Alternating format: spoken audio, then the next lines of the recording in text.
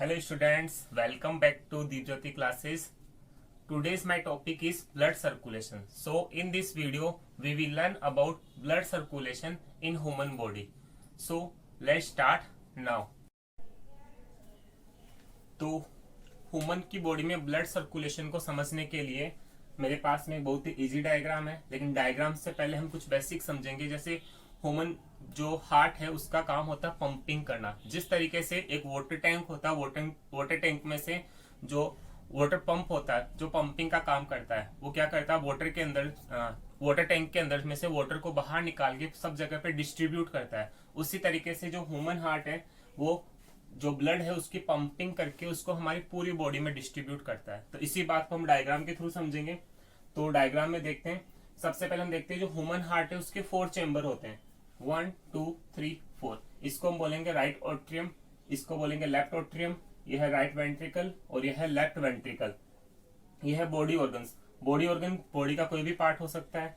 तो body organ से जो ब्लड है वो यहाँ से फ्लो होता है। जब बॉडी ऑर्गन से ब्लड फ्लो होता है तो वो होता है डीऑक्सीजनेटेड। डीऑक्सीजनेटेड का मतलब है उसके अंदर ऑक्सीजन नहीं होती है, लेकिन ब्लड के अंदर क्या होती है, कार्बन डाइऑक्साइड। क्योंकि हमारे जो बॉडी पार्ट्स हैं वो ऑक्सीजन को कंज्यूम कर लेते हैं और वेस्ट प्रोडक्ट में बनाते हैं कार्बन डाइऑक्साइड। तो यहाँ से डीऑक्सीजनेटेड ब्लड जिस पाइप के थ्रू राइट ऑट्रियम में पहुंचता है उस पाइप को हम बोलते हैं वेना कावा। वेना कावा से राइट ऑट्रियम में आता है। राइट ऑट्रियम से राइट वेंट्रिकल में जाने के लिए बीच में एक वॉल्व होता है। वॉल्व का काम होता है ब्लड के फ्लो को कंट्रोल करना। वॉल्व बार बार ओपन क्लोज होता है। यहाँ से ये भी काम करता है कि एक साथ पूरा ब्लड यहाँ पे नहीं आए, यहाँ पे जो ब्लड आ गया वो वापस बैक नहीं जाए। तो राइट वेंट्रिकल से ब्लड जाता है जिस पाइप के थ्रू पहुंचता है लंग्स में, उस पाइप को हम बोलते हैं पल्मोनरी आर्टरी। पल्मोनरी आर्टरी के थ्रू ब्लड जाता है लंग्स में। मेन काम लंग्स का क्या होता है कि जो हम ब्रीथिंग करते हैं, तो ब्रीथिंग के टाइम ऑक्सीजन हमारी बॉडी के अंदर इन होती है और कार्बन डाइऑक्साइड आउट होती है। तो ब्लड क्या करता है कि यहाँ से ऑक्सीजन लेता है लंग्स से और कार्बन डाइऑक्साइड को यहाँ छोड़ देता है, जिसको हम ब्रीथिंग में आउट कर देते हैं बाहर।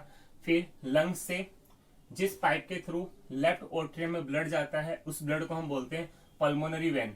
पल्मोनरी वेन के थ्रू लेफ्ट ऑट्रियम में आ गया। यहाँ भी एक वॉल्व होता है, इस वॉल्व के थ्रू लेफ्ट वेंट्रिकल में पहुंचता है। लेफ्ट यहाँ पे जब ब्लड बाहर निकलता है तो हम उसको बोलते हैं ऑक्सीजनेटेड ब्लड, क्योंकि अब ब्लड में से कार्बन डाइऑक्साइड बाहर निकल चुकी है और क्या आ चुकी है, ऑक्सीजन आ चुकी है। तो लेफ्ट वेंट्रिकल से ऑक्सीजनेटेड जो ब्लड है वो एक पाइप के थ्रू वापस बॉडी ऑर्गन्स तक पहुंचता है और जिस पाइप के थ्रू पहुंचता है उसको हम बोलते हैं एरोटा। एरोटा के थ्रू बॉडी ऑर्गन में पहुंचा, फिर वापस वही प्रोसेस होती है।